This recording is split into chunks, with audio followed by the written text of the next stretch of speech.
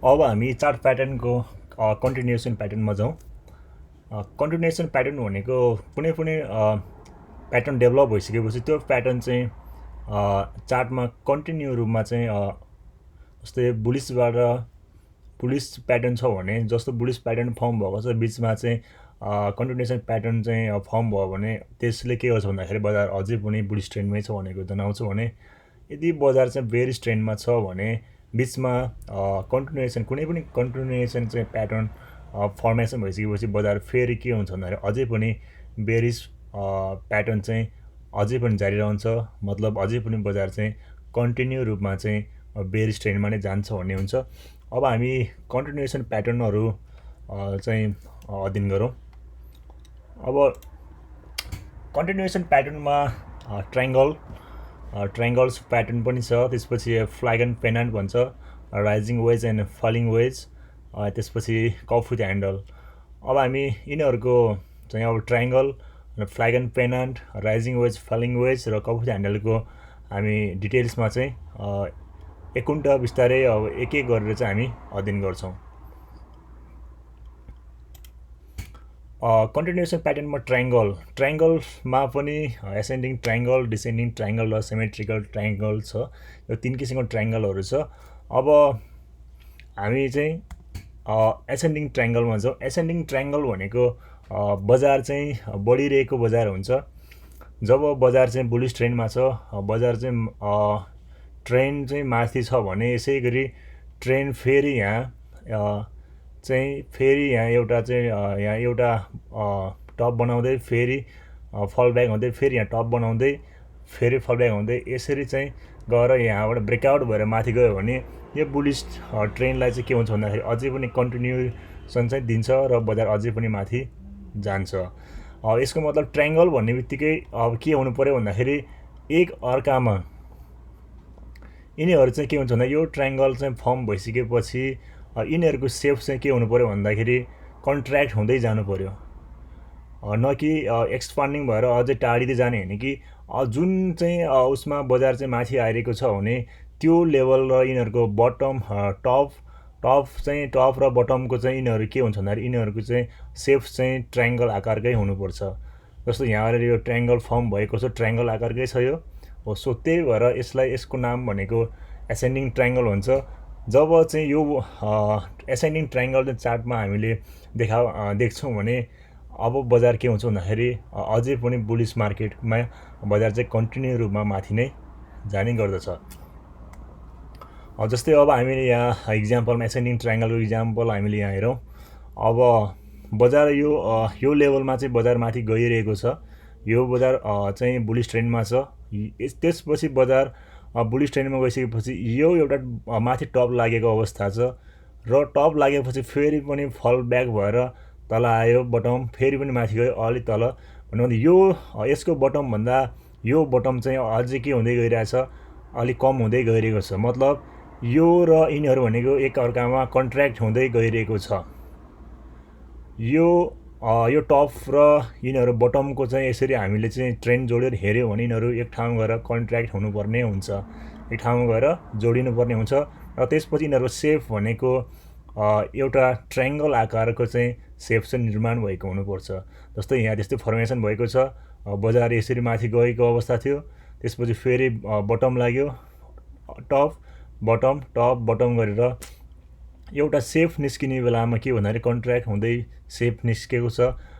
त्यसपछि यहाँबाट चाहिँ बजार के भयो, ब्रेकआउट भएर माथि गएको अवस्था छ।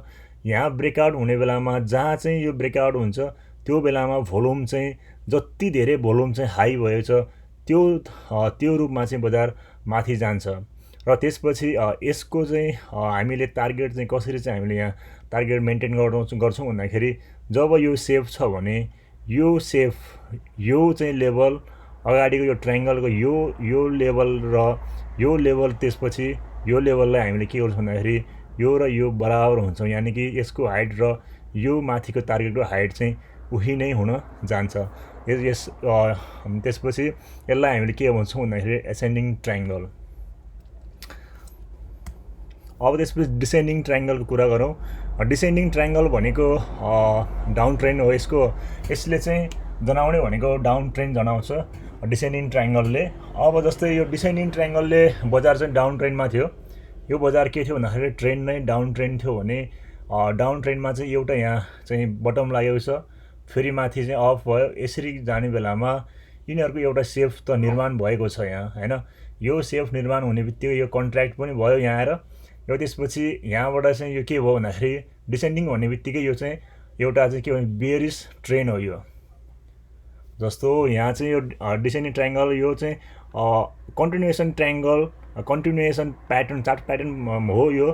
तर यसले के गर्छ भन्दाखेरि बजार बढ्दो घट्दो बजारबाट तल आउने बित्तिकै बेलामा चाहिँ यसले यो ट्रेन्डलाई चाहिँ फेरि पनि डाउन ट्रेन्डतिर नै कन्टिन्यू गर्छ भने यदि यो डिसेन्डिङ ट्रायङ्गल चाहिँ अफ ट्रेन्डमा चाहिँ देखा परेको अवस्था थियो भने यसले बजारलाई के गर्थ्यो भन्दाखेरि कन्टिन्यू होइन कि अझ बजार रिभर्स भएर डाउन ट्रेन्डतिर नै जान्छ भन्ने हुन्छ।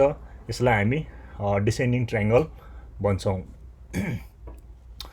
अब डिसेन्डिङ ट्रायङ्गलको त्यही हो, डिसेन्डिङ ट्रायङ्गल यो अफ ट्रेन्ड भयो, अफ ट्रेन्डबाट फेरि यहाँ बटम लाग्यो, फेरि टप बटम हो। यो ट्रायङ्गल सेप भइसकेपछि अब यसको चाहिँ टार्गेट कतासम्म चाहिँ फल हुन्छ भन्दाखेरि यो लेभल छ जुन यो लेभलको टपको हाइट बराबर अब हामीले यो लेभलको चाहिँ तल चाहिँ बटमसम्म हामीले यसको चाहिँ टार्गेट सेट गर्न सक्छौँ। अब जस्तै यहाँ छ हैन, इक्जाम्पलको लागि चाहिँ यहाँ छ, यो चाहिँ डाउन ट्रेन्डमा थियो, डाउन ट्रेन्ड चाहिँ यहाँ स्टार्टिङ भयो। अब त्यसपछि बजार के भयो त फेरि यहाँ चाहिँ ट्रायङ्गल सुरु भयो, ट्रायङ्गल भयो। अब यहाँ चाहिँ बटम लागेर फेरि अफ भयो, यहाँ चाहिँ फेरि टप लागेर फेरि बटम, टप फेरि बटम, फेरि यहाँ चाहिँ के भयो फल भयो, ब्रेकआउट भयो। यो चाहिँ ब्रेकआउट हुने बित्तिकै अब यसको टार्गेट भनेको यो लेभल जुन चाहिँ यो लेभल छ ट्रायङ्गलको चाहिँ अब यो लेभलदेखिको हाइट र यहाँदेखिको यो ब्रेकआउट पछिको हाइट चाहिँ बराबर उही सेम हुन जान्छ भनेर चाहिँ डिसेन्डिङ ट्रायङ्गलले यसरी जनाउँछ। अब सिमेट्रिकल ट्रायङ्गल, सिमेट्रिकल ट्रायङ्गल भनेको यसले चाहिँ के भन्छ भन्दाखेरि बजार चाहिँ यदि बढ्दो बजारमा छ, यसरी गइरहेको अवस्था छ भने यो चाहिँ यदि माथि पनि ब्रेकआउट गर्न सक्ने हुन्छ भने अब फेरि कुनै बेलामा यो चाहिँ तलतिर पनि ब्रेकआउट हुन सक्ने सम्भावना हुन्छ। यसको नाम हो सिमेट्रिकल ट्रायङ्गल। जस्तै बजार चाहिँ अब यसरी माथि गयो, फेरि बटम लाग्यो, टप, फेरि बटम, फेरि टप लागेर बटम लागेर यो चाहिँ माथि चाहिँ ब्रेकआउट गरेको अवस्था छ भने यो फेरि के भयो भन्दाखेरि तल आएर फेरि टप लागेर बटम, फेरि टप, फेरि बटम, फेरि टप लागेर फेरि बटम लागेको अवस्था हो। यसलाई हामी सिमेट्रिकल ट्रायङ्गल भन्छौँ, जुन चाहिँ जतासुकै पनि ब्रेकआउट गर्ने यसको सम्भावना हुन्छ। अब यहाँ सिमेट्रिकल ट्रायङ्गलको इक्जाम्पलमा हामी यहाँ हेऱ्यौँ भने हामीले के देख्छौँ भन्दाखेरि यो चाहिँ यो यसरी आएको छ सिमेट्रिकल ट्रायङ्गल। अब त्यसपछि यसले के गरेको छ भन्दाखेरि यहाँ चाहिँ अब यो ट्रायङ्गल बनायो, फर्मेसन गरेको छ। यो ट्रायङ्गल फर्मेसन यो एउटा सेप, यो एउटा कन्ट्र्याक्टिङ छ पुरै, यो दुईवटा यो टप र यो बटम जोडिरहेको अवस्था छ यहाँ आएर। जब यहाँबाट यो ब्रेकआउट गर्यो, यो ब्रेकआउट गरिसकेपछि यसको अब टार्गेट भनेको यसको लेभलको टप र यो बटमको हाइट बराबर यहाँ चाहिँ तल चाहिँ फल डाउन हुन्छ। यसको नाम हो सिमेट्रिकल ट्रायङ्गल। अब यो चाहिँ बढ्दो बजारमा सिमेट्रिकल ट्रायङ्गलको फर्मेसन यहाँ भइरहेको छ। बढ्दो बजारमा फेरि यहाँ यदि यसरी गयो, अब फेरि यहाँ चाहिँ फेरि ट्रायङ्गल चाहिँ फर्मेसन गरेको छ।